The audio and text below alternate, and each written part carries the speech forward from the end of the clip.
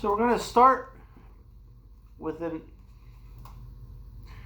going to start in an area that's protected with a towel down or a blanket, something we can find parts if we happen to drop them. Some of the stuff we're dealing with is pretty small. Making sure our male rubber garments are all in place and the spring is on our actuator, we're going to drop them on all 3 pegs.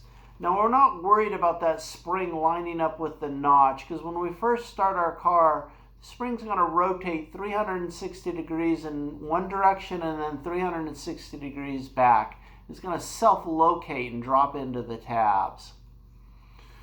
Once we have it in this configuration, we're going to drop a standard bushing on, and that can go on in either direction. I'm going to bring a washer on it, the supplied washers, with the ferrule wall sticking up and the flat part coming down over the bushing.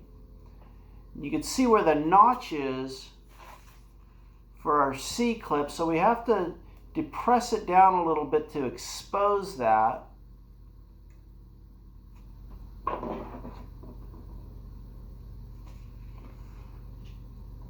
I'm going to line up the tabs and get it started in there. With the screwdriver, we're going to pop it into place. When it's in place, this washer is going to come back up on it and capture it to hold it in place. We're then going to continue that on all 3 tabs. It'll be ready to install on the car, at which time, when it's installed in the car, put the electrical tab back in, make sure we push it down until we hear the click.